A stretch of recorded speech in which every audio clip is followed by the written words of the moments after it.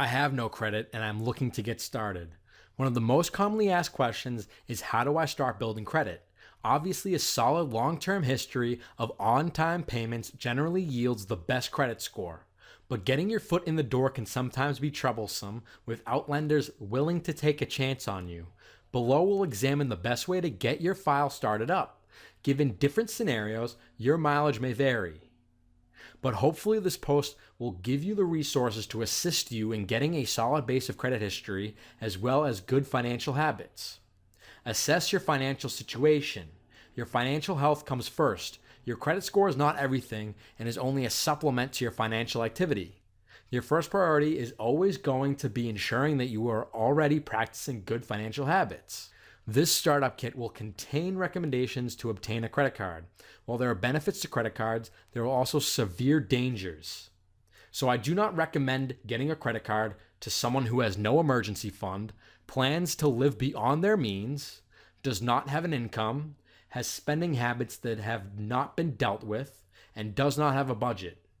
Consider becoming an authorized user. If a family member or a spouse has an old credit card with a solid history of payments on time, you may want to take advantage of this by asking to become an authorized user. AUs will sometimes have the benefit of getting a credit history of the account copied to the report. This can sometimes accelerate the process of credit building, assuming the account holder is responsible for the account. This is called piggybacking.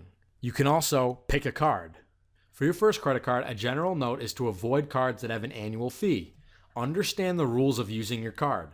Use your card only for planned expenses.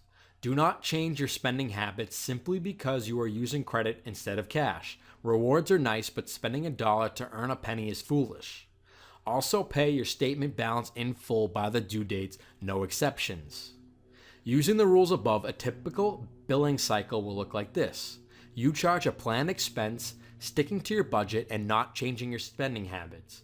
The bank will sum up all of the activity in number 1 and will send you a statement or a summary of the information it believes to be correct. Review your statement for errors and pay your statement in full by the due date. As long as your statement is paid in full, you will not pay any interest. Any charges that you made that were not listed in the current statement will appear on the next one. If this seems confusing to you, consider an analogy to your electric bill. Your institution monitors your charges and sends you your bill.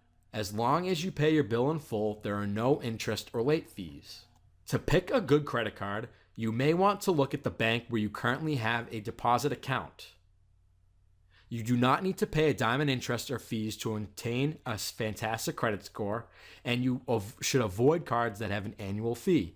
You do not need to pay for this convenient service in order to increase your credit score and to start building credit.